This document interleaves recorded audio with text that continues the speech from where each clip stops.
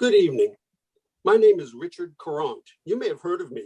There's an institute named for me at NYU.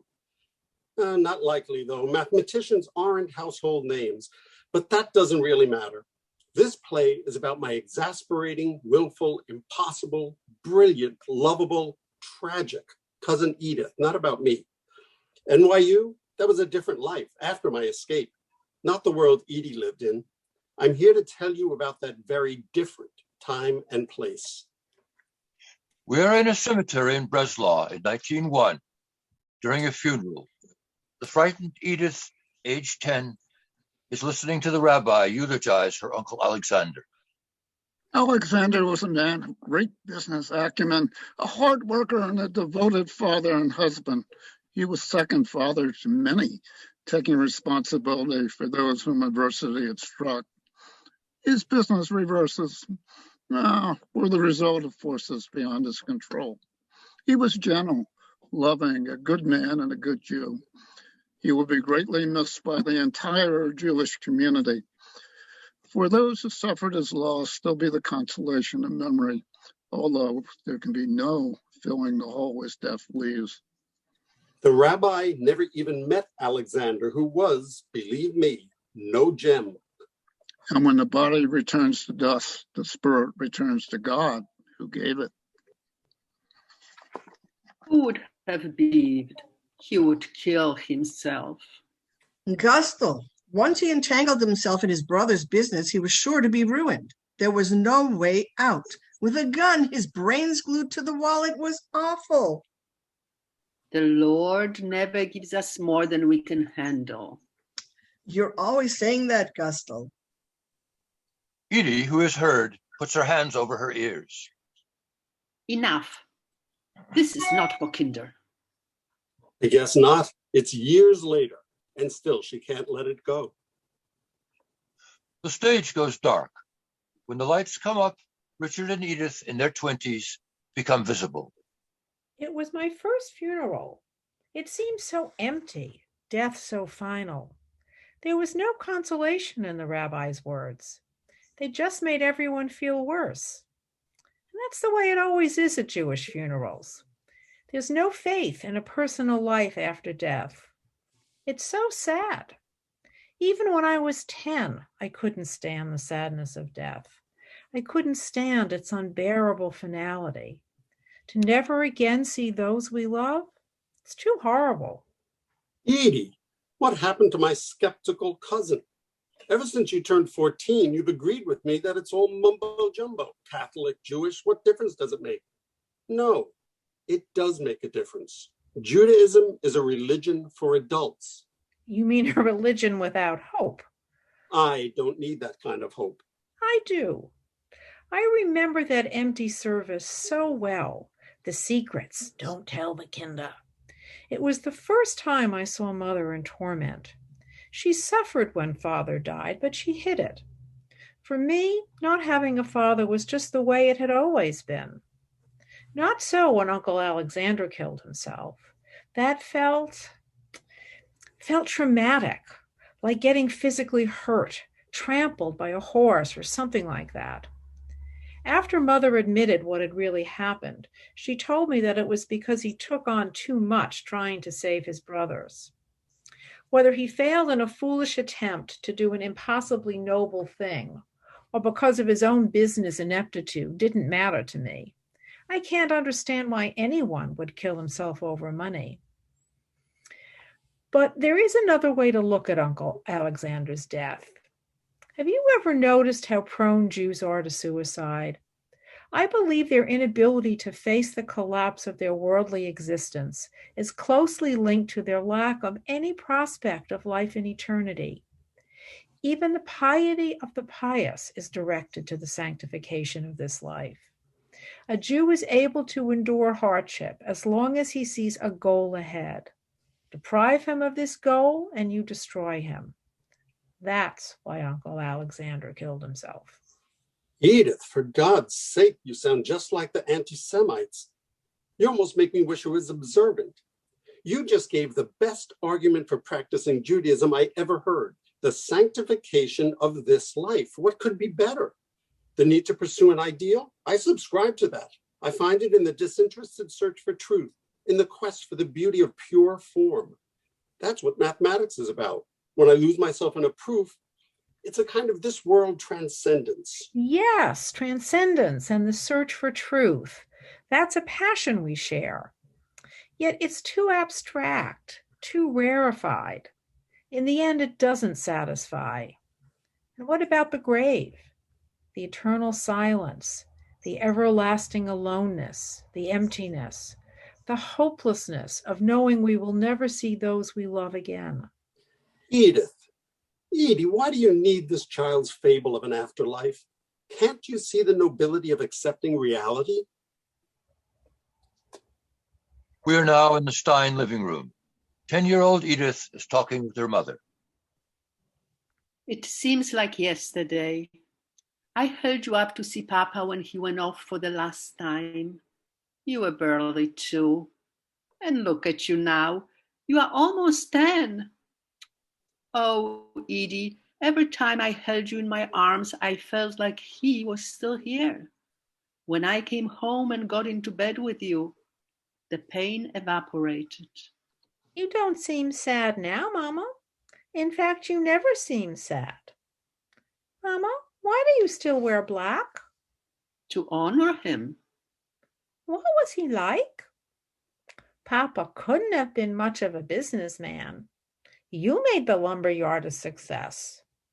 His dying of a heat stroke looking for lumber? Why did he let himself get so hot? And all the babies? You haven't had a baby since Papa died. Why not? Edith, stop this. How dare you criticize Papa? He wasn't a good businessman. Everyone says you're the best businessman in Breslau. Do you still miss him, Mama? I can't even miss him. I never knew him. Edith and Richard have grown up. Heat stroke? Who knows what really happened? I sometimes wonder if Aunt Gustle was relieved. Don't be absurd. After all these years, she still grieves. As far back as I can remember, Mother insisted all of her children go to shul on Yom Kippur for Yiska. Your mother is all action. I'm not surprised she gives orders to her grown children. She's not one for introspection. She never speaks of difficulties, and she never felt relieved. No, I suppose she didn't. I'm sorry, Edie, I didn't mean to hurt you. Your mother is such an independent thinker, yet she still keeps kosher and observes the holidays. She does, and I loved all that too. Keeping kosher and all the rest no longer means anything to me. And all that Talmudic sophistry, I can't stand it.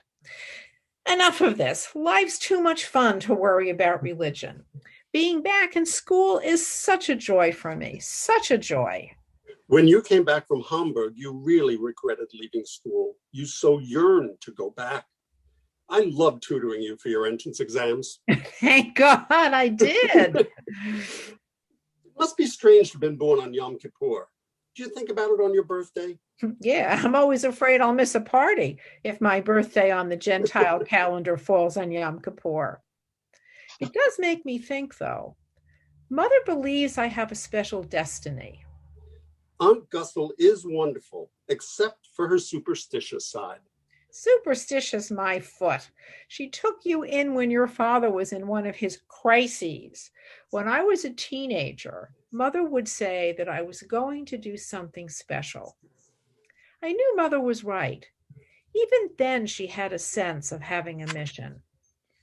I was driven not only by ambition that recognized no limits, by what my sisters called my willfulness, that came from within me, but by something outside me, something, I didn't quite know what, calling me to do, I didn't quite know what. Edie is now a student at the University of Breslau. We are at a party at the Stein apartment. Edith has so many friends, always out at the university, hiking, playing tennis, off on a trip. All I do is work in the house. clean, cook. I'm sick of it. I'm sick of being the family drudge. I know I'm always complaining about Edith, yet I always follow her. She's a mystery. All that energy, that intensity. Her mind is like a razor, always at the head of her class, so serious yet so joyous. As close as I am to her, I never feel I know her. She's like a book sealed with 7 seals. Hans, one of her many suitors, pulls Edith out of the crowd. Edie, that's a great record. You want to dance? They dance smoothly and well. Richard cuts in, then Hans takes her back. Edith looks ecstatic. The students eat, talk, dance, laugh. Hans lets Edith go. I love to dance, and Hans teaches me the latest steps. You're different with him, lighter, more playful. Oh, you have it all wrong. If Hans wasn't such a mama's boy, he would propose to my sister Erna. If Erna gave him up, he could be yours. Richard, stop. I'd never compete with my sister, and I couldn't tolerate being second to his mother. Second to anyone's mother. Oh, you are attracted, don't deny it. It's not so. In my heart, I cherish the dream of a great love and a happy marriage, but not with Hans. Edith, sometimes you're too damn serious. Men I care about must have the right attitude. Do you remember when I was 14 and spent a year with my sister Elsa in Hamburg? I lost my faith that year. That wasn't the only thing that happened in Hamburg. Elsa's marriage was unhappy, and she told me much too much, all the details, things a young girl shouldn't know, let alone hear. So much of it was painful instead of beautiful. That still affects you? No, not exactly. Not that Elsa was crass or vulgar, but some of the things she told me frightened me. Did I ever tell you my earliest memory? I don't know why it comes to mind now. I see myself standing before a big white door, drumming on it with clenched fists, screaming because I couldn't get to my oldest sister, Rosa. I know why it comes to mind. You were terrified just like you were by Elsa's revelations. Revelations? I wanted to throw up. Terrified that you would never see Rosa again. Lose her just like you lost your papa. Oh, damn you. You have an explanation for everything, and I can't stand the way you see through me. Richard, just stop before you ruin our friendship. I do hate walls. So much separation between life and death, between me and Papa, between my head and my heart. Between the world as it is and the world as you want it to be. Well, enough of walls. Let's waltz. They dance until Hans cuts in and waltzes ecstatically with Edith. Weather's good, Edie. Like to play tennis tomorrow? Sure, I'll meet you at the court early. Tomorrow we start our hike. First we'll go to Snaberg. And stay in the sun, high on the mountain, We'll read poetry to each other. with sandwiches and wine. To the trail. We'll laugh To the trail. away. Edith has gone off to the university at Göttingen. She's gone there to study under Edmund Husserl. Almost nobody reads him now, but he was revered then. Fritz Kaufmann, her new suitor, is handsome, rich, and certain to be rejected. Arlington is thrilling. We theorize all the time. Do nothing but study philosophy. Ever since I encountered Husserl's work, I wanted to come here. I feel transformed. Fräulein, at the University of Munich, I learned that whatever ultimate reality may be, we can never know it. And I told Husserl that. Fritz, you alienate everyone with your cocksuredness. How could you speak to the master that way? You weren't accepted in his seminar because of your attitude. Oh, I don't care about the seminar, but I do care what you think of me. Husserl encourages complete freedom of inquiry. It's not your ideas, it's the way you present them. You never stop correcting me. Well, I have my flaws too. I'll try not to be so judgmental. I want to be your friend, but you make it so hard. You're so intense, so sure Husserl's found the way. Oh, but Fritz, he has. And it's so exciting to be here. It's like having a vocation, a religious vocation. Sometimes when I'm pursuing philosophy, I feel like a nun, like one whose life is consecrated. I hope that doesn't mean consecrated to chastity. I don't permit frivolousness about erotic matters. Oh, I meant nothing. I just don't know how to be jocular. Okay, let's start over, Fritz. If you maintain a good attitude, who knows? And please, Fritz, for me, be more respectful of the master. Master my tuchus. The cult around him was more like a Hasidic court than a university philosophy department. His early work on mathematics was important. To me, the rest is gobbledygook. Edith, I know Husserl is the philosophical mind of our time. The austerity, the purity, the beauty of his approach entrances. Yes, the austerity, the purity, the absolute forsaking of all presuppositions. To Edie, with her religious yearnings, all this was so seductive. The Göttingen Philosophical Society was a way station between her loss of faith and her conversion. To be in this place, in this time, with these people, is more than I ever thought possible. And here comes Richard with Husserl's most intense students. Till I came here to the university, I did not realize how profound Husserl was. I don't see how Husserl can avoid winding up in a dead end. I can't stand the cold around him. You're all a bunch of tuckus lickers. I may be an ass kisser, but you're an ass. Off they go, arguing as passionately as ever, leaving Edith alone with Richard. The whole family, especially Mother, are so proud that you've been appointed lecturer here, Richard. Yes, in the best mathematics department in the world. Mother wouldn't like you saying that. She thinks we need to be modest about our achievements. I know. Your mother is remarkable. She can say things like that without sounding preachy. I see you're getting close to Fritz. Oh, I like him very much. His flaws come from growing up with too much money. Is he orthodox like your friend Edward, the one who used to walk you home in Breslau? No, Fritz isn't orthodox, and Edward's orthodoxy was never a problem for me. When he came to the house, he would only accept an apple, in spite of Mother's keeping kosher. The house wasn't strict enough for him. I didn't care about that. There seemed to be something between you and Edward, though I wondered if religion was a barrier that prevented you from getting closer. Oh, no. I found Edward quite wonderful. I loved our discussions. Discussions? Not him? He tried to turn it into a romance, and I explained to him that we could only be friends. It wasn't his orthodoxy. It was his Talmudic logic chopping. I couldn't stand it. Like the time he stood half in the house and half out on Shabbos holding my book bag. I said I was sorry I had made him break a commandment, and he said he hadn't broken it. One foot was still in the house, and only carrying in the street is forbidden. That kind of thinking repulses me. I thought you liked him. I do.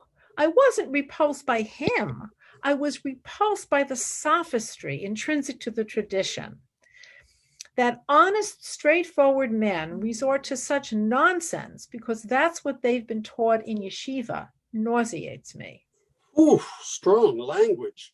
You have such negative feelings about Judaism. You don't? No, I reject the religious part, not the culture. I'll always be proud of my Jewishness. There's something unsatisfying, unspiritual about Judaism. Even if I believed, I would still feel empty. I once asked Edward to tell me about God. He replied, "God is spirit. That's all that can be said." God is spirit? What does that mean? Nothing. I hoped that Edward's orthodoxy would offer me something that might rekindle my belief. But no, just keep one foot in the door. It seemed to me I'd been handed a stone instead of bread. Part of me that wants what religion offers finds it in mathematical research and ethical behavior, the beauty of the relationships, the elegance of the proof. That is worthy of awe. Yes, and I find that in philosophical research. I'm not sure I believe you. You understand me better than anyone, Richard, but you're wrong. I found what I want here in Göttingen. It's like being in love. Yes, I'm in love. I am in love with so much of what's happening here. Sounds are heard from the street. The shouting grows louder. Students break in. The Austrian Archduke has been assassinated by a Serbian nationalist. The Austrian foreign minister says that if the Serbs don't meet their demands, there'll be war. The Serbs scorn the ultimatum, and Austria declares war today. Germany follows tomorrow. Russia has joined the Serbs. We are at war. Russia will be defeated. Half the faculty is volunteering. The campus is emptying. We will never submit to Russia. Never. Richard, I have always loved Germany. I must do what I can to defend it. I can no longer pursue a private life. Only when this war is over, if I'm still alive, will I permit myself a private life again. I'm going home. I'll find a way to fight too. I'll become a nurse. Germany must triumph over barbarism. German culture must endure. The enlightenment we offer the world will not be destroyed. To the defense defense of of the fatherland. Edith has been assigned to a military hospital on the front lines. She is reading a letter as artillery sounds in the distance. What? No, not dead. Rainer can't be dead. No, he can't be. Oh, how horrible for Anna. She'll never get over it. Such a loss for her, for the master, for philosophy. Oh, so many have gone and not come back. Wolfgang, barely 18. Oh God, Fritz and Richard are at the front. Please let them return. More of my classmates are dead than alive. The sounds of war grow louder. Not Rainer. He was so kind to me when I was in despair over my thesis. It seems so unreal now. Edith does not see Richard enter. I could no longer cross the street without wishing to be run over. When I went on excursions, I hoped I would fall off a cliff and never come back. I would be dead if it weren't for Reinach. Mother always said, what one wants to do, one can do. I believed that. I couldn't sleep. The realization that becoming the philosopher I had dreamed of was beyond me almost killed me. Adolf, when you read my pathetic first draft and encouraged me, I was like one reborn. I was so alone. So alone. How can I be so self-absorbed? My loss is minuscule compared to Anna's. Oh my God, to have lost a husband like Reinach. Who could bear it? Edith? I thought you were in Flanders. I'm on special assignment for the general staff, developing a wireless telephone to use in the trenches. It could win the war. Edie, I heard you musing about Ranach saving you from suicide. Writing a thesis on empathy drove you to despair? It is odd, isn't it, that studying empathy convinced me that I was beyond empathy. It helps to laugh, especially at myself. So many deaths, so many. Reinach is different. He was not only my friend, he was the future of German thought. The stage goes dark. When it is again illuminated, Edith is trying to reason with a doctor well into his cups. This must stop. How can you behave this way in the midst of the sick, the wounded, the dying, pouring liquor down a nurse's throat while putting your hand under her skirt? I can't abide it. How can you behave this way? Fräulein Stein, will you let up? Don't take things so seriously. Be respectful, or I shall report you. Fräulein, my staff needs to relax. If you slept once in a while, you wouldn't be so impossible. You're ready to collapse. Why in God's name won't you have a glass of schnapps? You're the best nurse we have, almost no training. What did you get? A few weeks. Yet you're better technically than the professional nurses. So kind, too. Yet such a prig. It's a war. All we say is death, bloody eye sockets, intestines ripped out by barbed wire, typhoid, and rotting wounds. My insisting on standards in no way diminishes my appreciation of what you're doing for the wounded and diseased. The front is stabilized. Fewer casualties are coming in. I don't know how we're doing it with the Jews malingering back home. All they care about is profits. They don't fight, they betray us. Malingerers, malcontents. We'll win in spite of the damn Jews. I am a Jew. Oh, there are exceptions. I didn't mean all Jews. Edith, you should go back home, back to the university. No, I want to continue serving the fatherland. Go home where you belong. Will anyone growing up after this war broke out be able to understand what life was like for us before 1914? Be able to imagine the security we assumed as a matter of course, or believe that our lives were built on an indestructible foundation of peace, stability, on the assumption that our accustomed circumstances would last forever? Edith, the war will end with Germany triumphing, and it'll be the same again. No, it won't. And those who come later will not be able to imagine what it was like then. More than individual men, a whole civilization has died. Life will never be the same, nor will I. The war ground on and on, ending in Germany's catastrophic defeat. A few years later, we are in Husserl's study at the University of Freiburg, which lured him away from Göttingen. There is a door from his reception room into his study. There are loose papers, notes on the backs of envelopes, and disorder everywhere. Anna Reinecke, wearing a cross, enters carrying manuscripts. Edith follows her. Hannah, it's so good to see you. I think of your suffering often. Adolf was so extraordinary. I miss him too. He gave me hope when I had none. I remember how your struggles drove you to despair.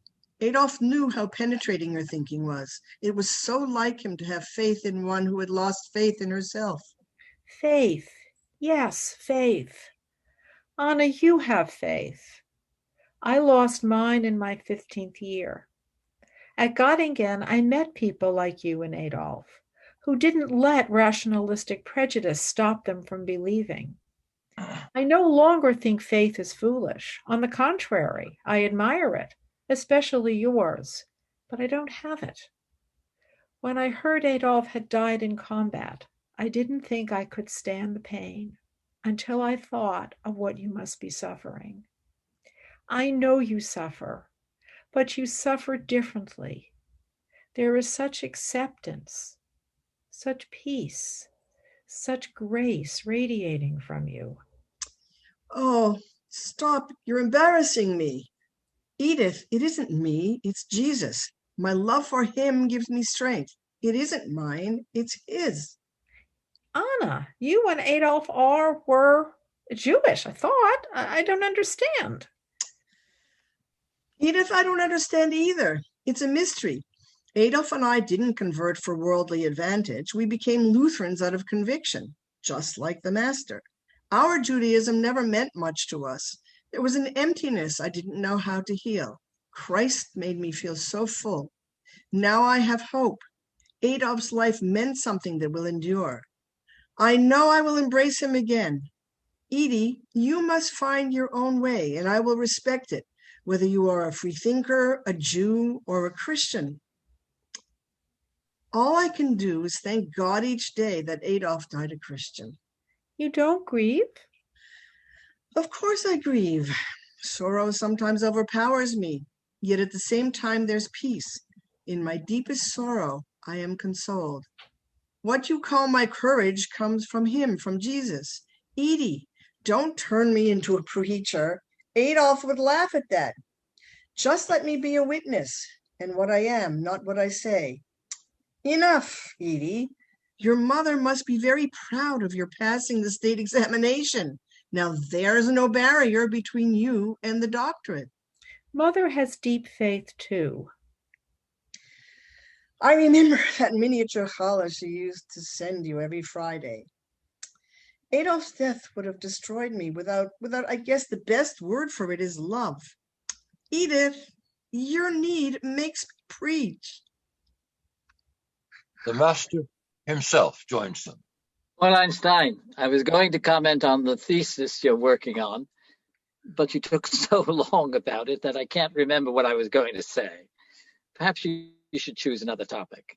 Herr Dr. Professor, I will not abandon my work on empathy. Reinach thought I made a very strong start. Oh, yes, empathy, to be sure, a strong start. But you must expect more years of concentrated work. Empathy. You must read all of the literature. Objectivity, as you know, is intersubjectivity, such as the structure of objectivity. The subjectivity itself is a kind of empathy, or has empathy as its substrata. Huh? Maybe it's me. But you're making no sense. Oh, Edith, you're exhausted. You need recreation, perhaps a ski trip before starting. Starting? You must suspend all judgment about the ontological status of empathy. Rather, you must examine it without presuppositions to describe what empathy is in and of itself. That is, you must continue to follow my method. Continue to follow me. Come for supper with the family. Let's talk further. Husserl goes back to his inner sanctuary. So much loss. Reinach. Now the master has left too. He has no interest in my thesis. I feel like I've lost my father all over again.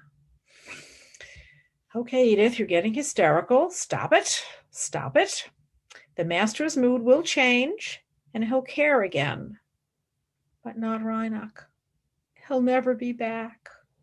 Gone forever. Forever.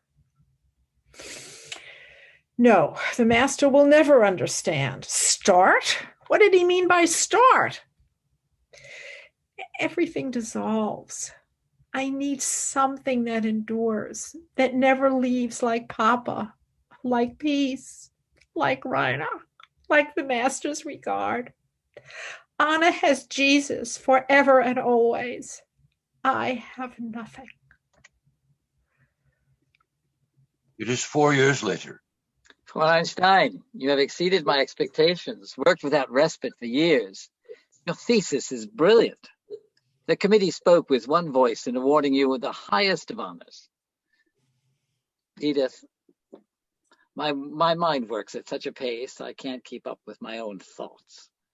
Look around you here. I have notes and notes and notes, all in Gabelsberger shorthand. But I get lost in the maze. Lost. My eyes aren't even very good anymore. I can barely see. I can't even read this. I get lost, Edith. Dear Dr. Professor, can I be of any help? Would you like to help me arrange my notes and to prepare journal articles? That is, if you're willing to learn Gabelsberger, of course. Oh, yes, of course, Gabelsberger. It won't take me long. Sure. Start with my notes from 1904 and work your way through them until the present. I'm engaged? Indeed. Husserl nods. Edith dances across the stage in a state of high excitement. Engaged. Engaged is the right word. My head's spinning. Yes, the master and I. Yes, yes, engaged to the master. This is pure joy. Joy like I never thought I would know.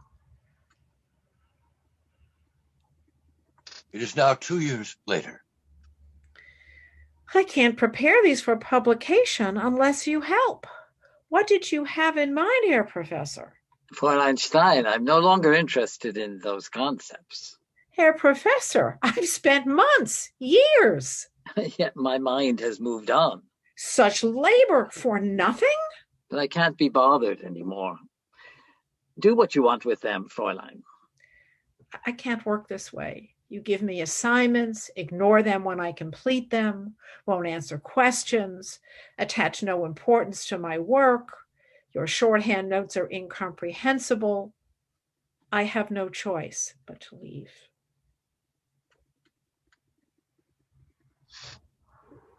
A year later, Richard is talking to a depressed Edith. You're troubled in a way I've never seen. Is it Erna's engagement to Hans? Don't be ridiculous. Well, you're awfully fond of Hans. If it wasn't for Erna, you had hopes. Never. Is it my divorce? No, it's something I can't talk about, can't share. Richard, I may make a decision that will take me away from the family. What? It's something the family can't know, not now. And I'm not sure. I'm just tormented by indecision. Maybe I'll never know what's right. It's something so private, such a deep inner struggle. About? The time isn't right. I can't share it. Not even with your forever confidant? You'll disapprove. You don't judge me for my role in a failed marriage. Why would I judge you? I may convert, may become a Catholic. Ever since I stopped praying as a teenager, something has been missing. Judaism is spiritually vacuous. I can't go back. I yearn for the peace, the strength, the serenity, the hope for eternity that Anno Reinach has, and it comes from Jesus. Religion has no role in my life, but Judaism spiritually vacuous? What are you talking about? Anno Reinach's strength comes from a belief in Jesus. How about your mother? Her faith, her Jewish faith, has carried her through storm after storm. Yes, Mother is strong. Yet her faith is different. It doesn't have the depth of Anna's. It is of this world. And then there's that day in the country when I saw simple workmen following their foremen to Mass so trustingly. Edith, this is romantic delusion. Do you have any idea what the church is really like? Edith is about to meet Pope Pius IX as he preaches to a crowd. Back to their filthy holes! The Jews are to be returned to the ghetto, its walls rebuilt. Christ killers all, drive them back to their stinking ghettos and keep them there. The church has opposed every reform, every progressive movement, liberalism in all its manifestations, free thought. It's been the enemy of Jews always, everywhere. Conversion? Yes, from conviction. You mustn't do this. It would break Aunt Gussel's heart. I haven't decided. It isn't just that I don't want to hurt Mother, though of course I don't. But in a matter so basic to my soul as this, I must do what is right for me, even if I do hurt her. Richard, leave me now. Let me sleep. As the lights fade, the projection of Bernini's statue of St. Teresa in ecstasy dominates the stage. Edith emerges from a troubled sleep and reaches for a book. I can't stand this torment of not knowing. Do I believe or do I wish to believe? I didn't know such agony was possible. I'll try reading myself to sleep. I'll just reach over and grab one of the books against the wall. Oh, The Life of St. Teresa, written by herself. Edith has been transformed into the 16th century saint. There's a bloody whip on the floor and blood on her habit. Edith, as Teresa, speaks intensely, even ecstatically. God perhaps sends me so much sickness because I do no penance. His Majesty, therefore, supplies it himself. He orders me to practice mortification. I whip myself. My body keeps me in prison. My whole desire is to be alone, to speak only to those whose conversation is of prayer and matters of the soul. I yearn for solitude. It gives me such pain that I must eat and sleep. I cry for poverty, to have only what is necessary. I go on my belly and slither across the floor until I am under Jesus on his cross. God calls me. I prefer the most severe penitence to the agony of being recalled from the feet of the Savior. Oh God, how can I describe all your compassion did for me by the battle you have waged against my ingratitude? My soul, entirely beside itself, moved by sweetest rapture, would like its voice to intone hymns of praise and extol the superabundance of its happiness. He requires nothing from me more than a simple consent to the graces he is giving me and a full surrender of my will. I am in rapture. I feel I am being carried away. Happy, 1,000 times happy, the soul who God through ecstasy brings to knowledge of the truth. I see him hanging from the cross. I see him transfigured in the Holy Ghost. My soul is carried away. I see beside me an angel. His blazing face belongs to the lofty choir made up of fire and love. I see a golden dart in his hands glowing like fire. He pierces my heart with it. He pulls it out. He pierces my heart again and again. He pulls it out again and again, yet again. I am filled with love of God.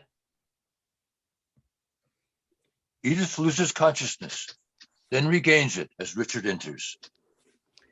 All my doubts are quieted. I shall convert as soon as I can find a way of reconciling Mother. She will be wounded to the core. I will feel her pain even more intensely than she. I will do all I can to help her accept the decision that I have no choice but to make. What happened to you during the night? A few hours ago, you were undecided. I was looking for a book to read so I could sleep, and miraculously, I picked up St. Teresa's autobiography. From its first words, I knew she was speaking to me. I spent the night reading, growing more and more sure until doubt disappeared. She was of Jewish descent, that helped. Yet that was almost irrelevant. It was the clarity with which she elucidates religious experience.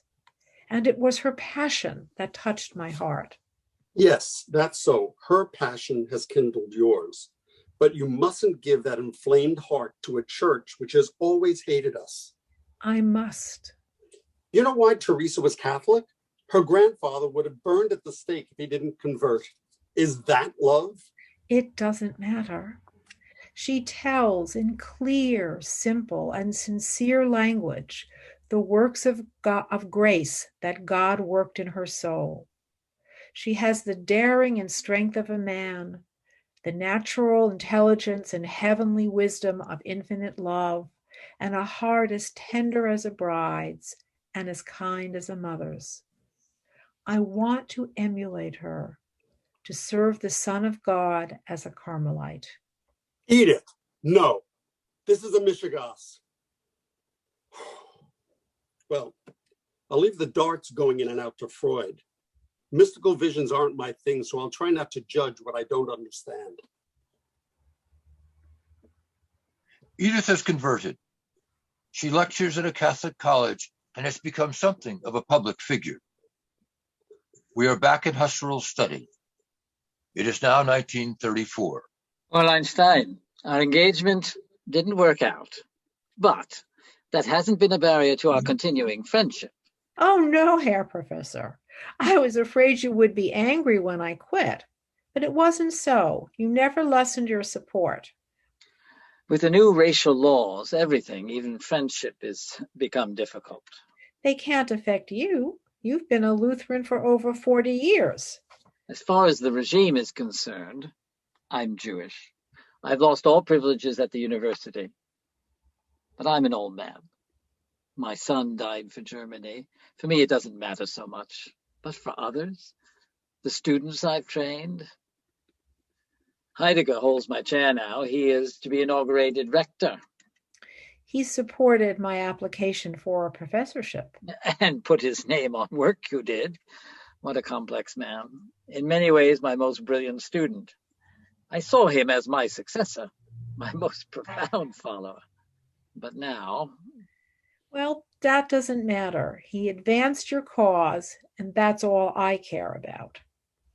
Big Heil. Heil Hitler! Heil Hitler! The situation is dark, Fräulein. I will fight in whatever way I can. Edith, your life is so busy since you've converted. How long has it been now? Heil Hitler! 11 years. So many of my students have become Catholic that I should now be canonized. Have you found the spirituality you sought as a Catholic? Has it brought you happiness? In a way. Perhaps it would be more accurate to say that it has brought me strength. But I hear a certain sadness. Yes, not about the church. She has brought me to Jesus and to his love. Yet something is missing? Yes.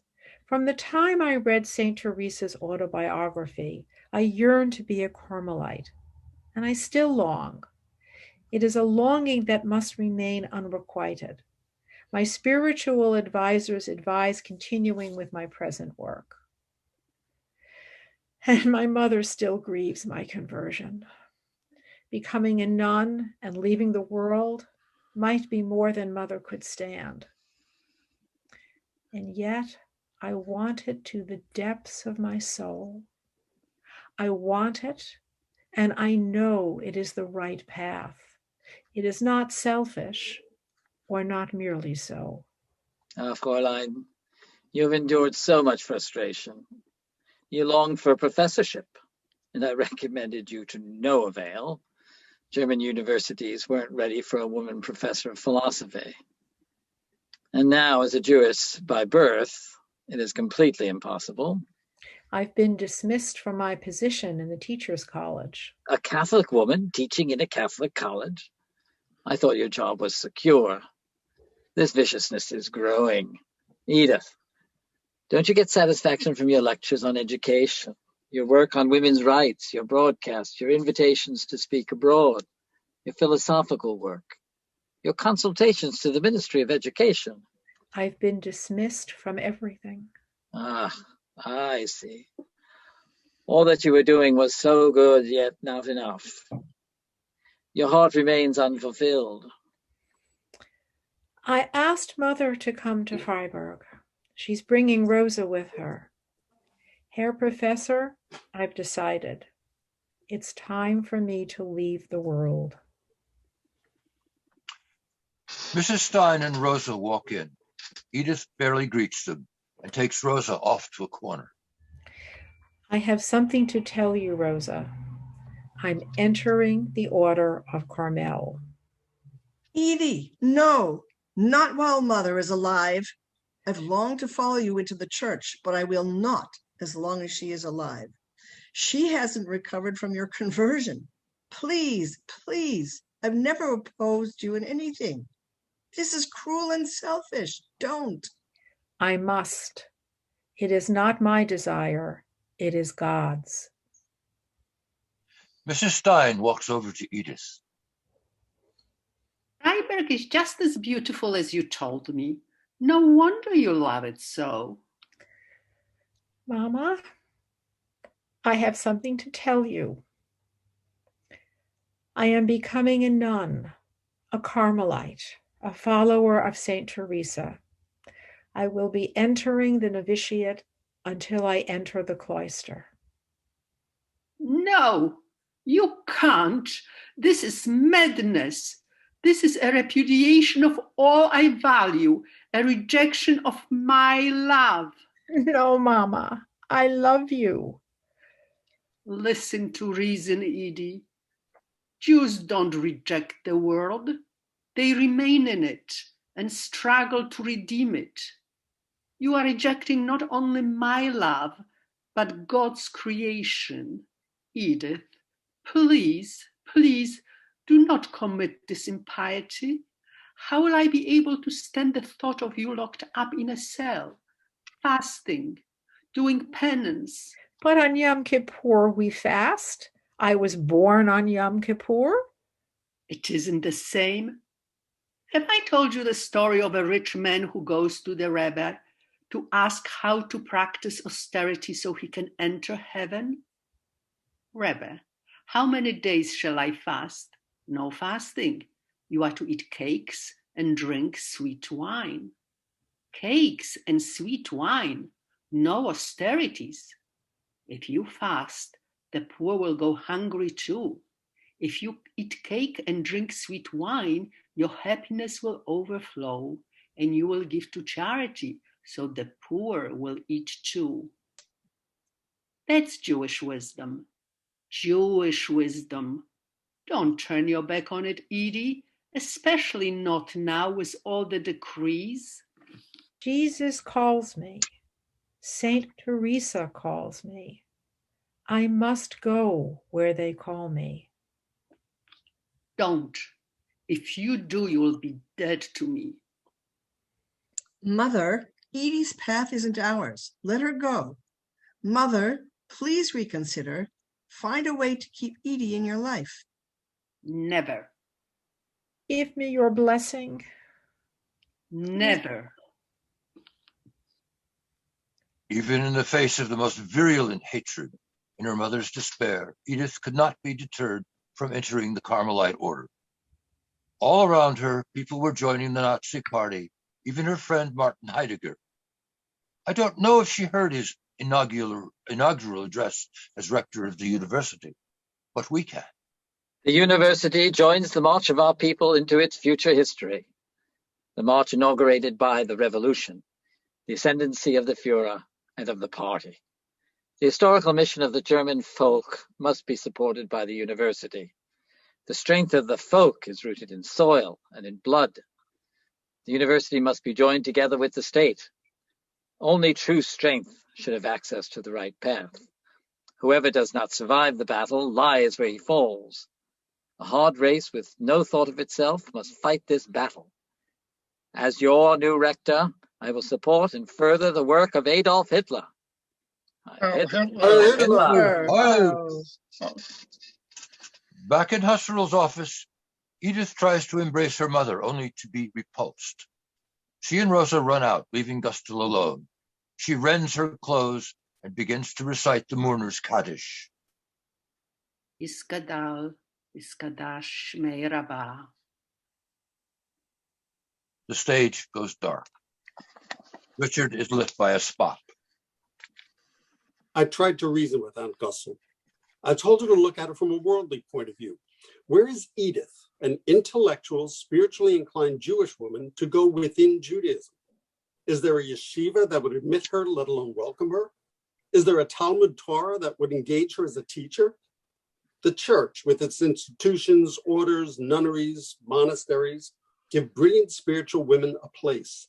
They will support Edith's scholarship and honor it. There's no Jewish equivalent. No university will have her. And now she's been dismissed from her teaching job. I told Gussels Edith's only refuge is the church. But I don't think she heard a word I said. In spite of her family's pleadings, Edith joined the Carmelites. As the Nazi terror intensified, the Mother Superior of her community moved it to Holland, thinking them safe there. They were safe until the Germans invaded. We're in the Carmelite monastery at Echt, Holland, in 1938. Edith is in her cell, bare except for her books, a small writing table, and a cot. There's a cross on the wall with the crucified Jesus. At her left is a grill, separating her from the world.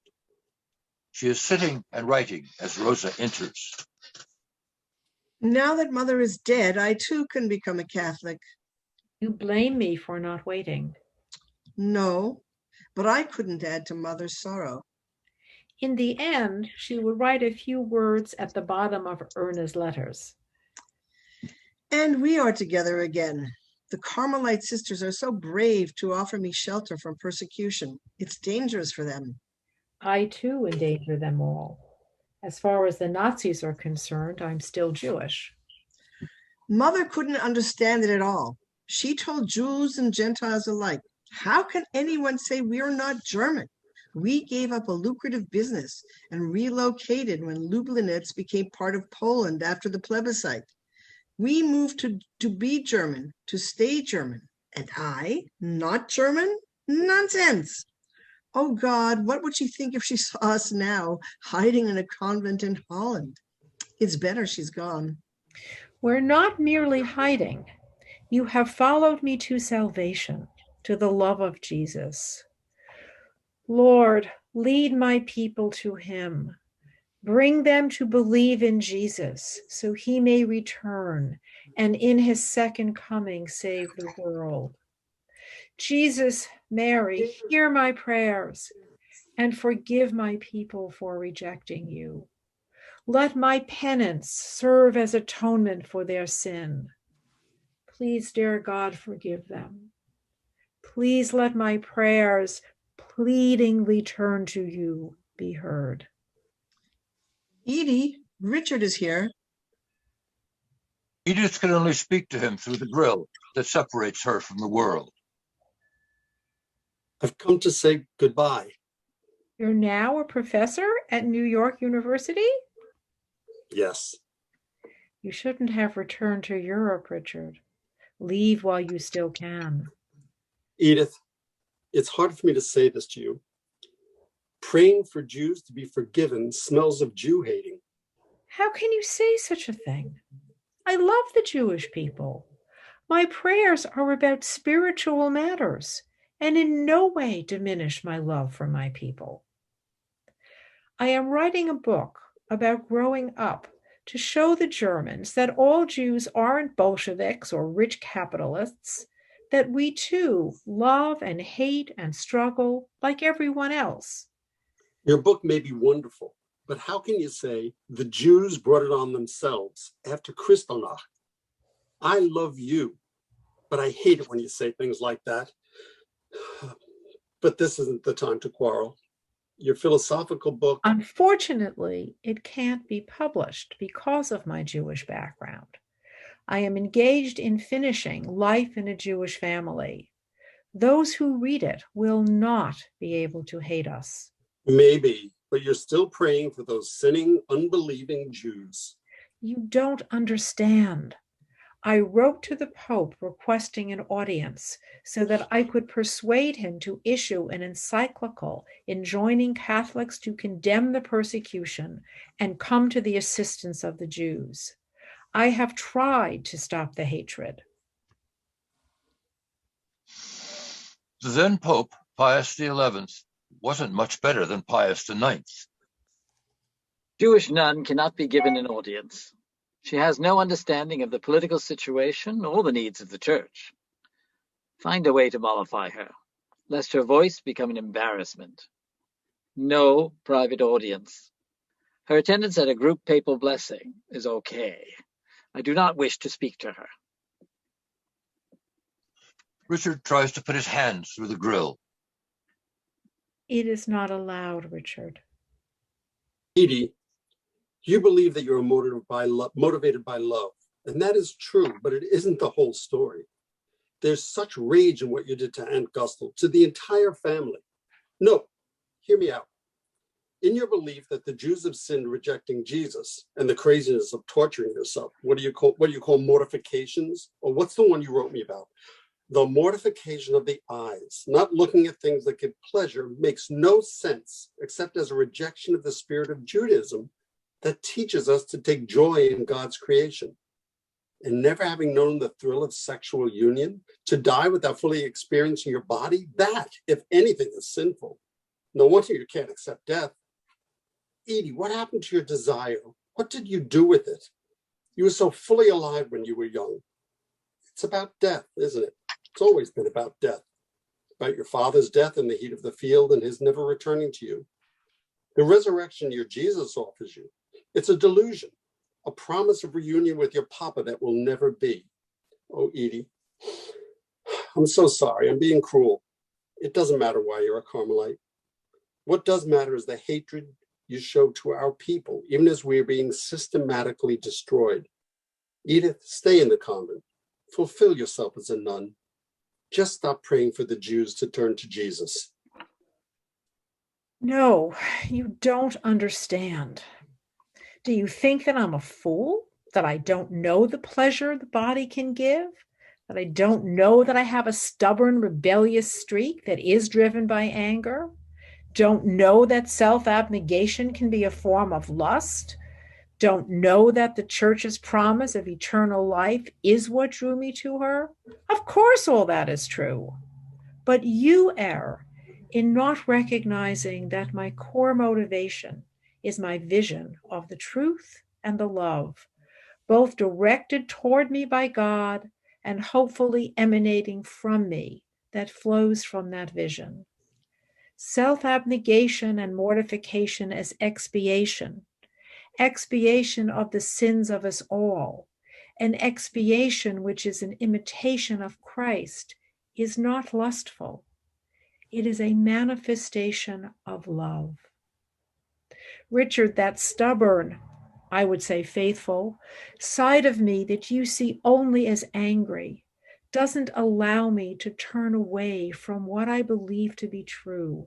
So I cannot stop praying that my people will find salvation in Jesus. But I can, and I will serve my people in another way by finishing my book. Even minds distorted by irrational hatred will be touched by it, if that be God's will, and I pray that it is. Richard, God will punish the Germans for what they are doing to the Jews, and I pray for that too. But let us not part on a note of acrimony. We have been friends for too long. No, let's not part with this tension separating us. Yes, that is what matters. Richard again tries to put his hand through the grill. It is not allowed. Farewell. Go with love. As Edith falls to her knees and prays before Jesus on the cross, Rosa runs in. The Germans have invaded Holland. God knows what will happen to us now. Jesus, Mary, Saint Teresa, protect us all. 2 years have passed. It is 1942. As Edith and the nuns are praying, the Gestapo force their way in. Stein, Edith. No, now it is Sister Benedicta. Stein, Edith. Stein, Rosa. Come with us. As the Gestapo push Edith and Rosa out of the convent, they're flanked by Pope John Paul II on one side and a Jewish spokesperson on the other, who argue increasingly stridently, acting as if Edith and Rosa don't exist. The sisters hold hands as they are dragged toward Auschwitz. Come, we go for our people. I studied her writings when I was a student in Poland. Not only brilliant, she has been transmogrified by the light of faith. She is luminous. She is sanctified, a true martyr of the church. The council has certified the performance of a miracle. That child in Boston for whom there was no hope recovered when her parents prayed to Edith. There is no further barrier remaining. She is to be beatified, recognized as Saint Benedicta, to whom prayer is appropriately addressed. Edith, do you know that today is Tisha B'Av? There's no sense in which she was a Catholic martyr. Edith Stein died simply because she was a Jew, one of the 6 million, and for no other reason. Not so, not so. The Catholic bishops of Holland publicly condemned the Nazi measures against the Jews of that country. Their pastoral letter was read from every pulpit in the country. The German authorities retaliated by ordering the arrest and deportation of the Catholic Jews. She died directly as a result of the bishop's action. Nonsense.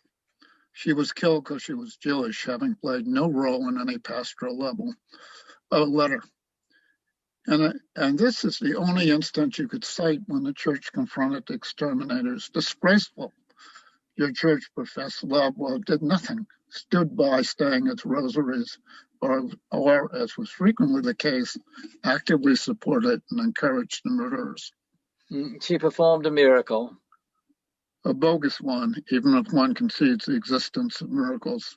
You're trying to catalyze the Holocaust. Yes, many others died, but the policy of racial extermination was targeted solely at the Jews. Yet many Catholics died and many stood witness.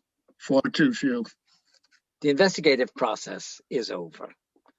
By the authority invested in me as John Paul II, I will proclaim her saint. There's nothing you can do to stop it.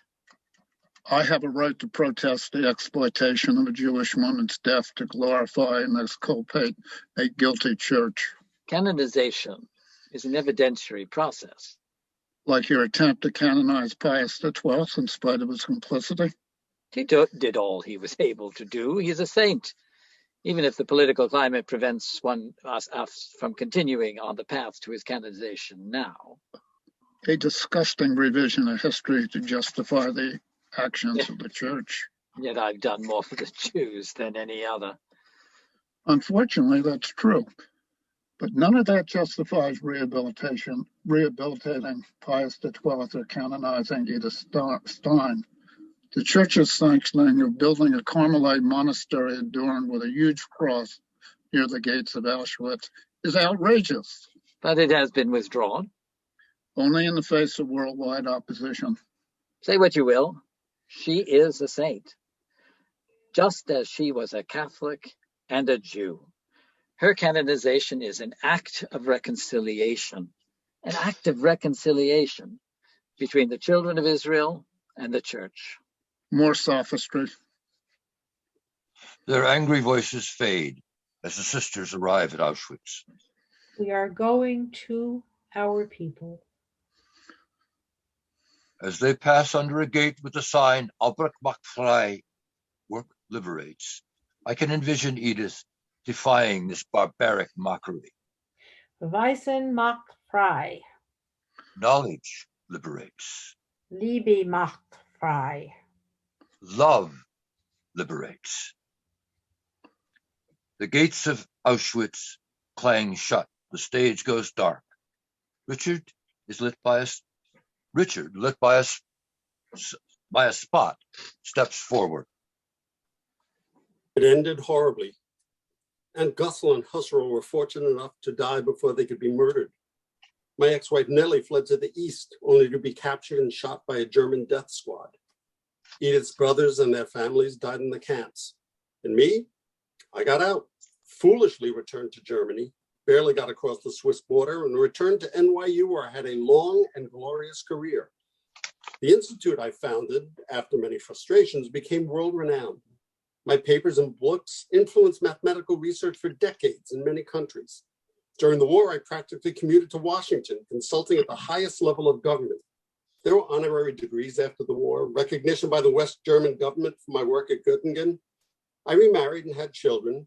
Yet as I grew older, especially after I retired, not altogether voluntarily, I became increasingly depressed, and at the end gave up my beloved piano, became more and more reclusive, and pathetically brought out my World War I medals from the Imperial German Army, displaying them proudly as my highest achievement to my few visitors. We, including Edith, were such patriots, loved so dearly the country that turned and murdered us. Even now, I treasure those medals. I was not without my critics, who accused me of publishing work my students had written without giving them credit, of rekindling friendships with my German colleagues like Heisenberg, who worked for the Nazis, and especially by my Jewish friends, for taking childish joy in having a cousin who became a saint.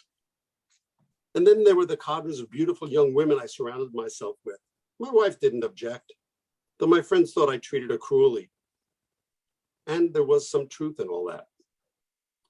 Was my depression driven by guilt? The psychoanalyst I knew thought I was suffering from survivor's guilt. Maybe. But far more, it was the feeling of slipping.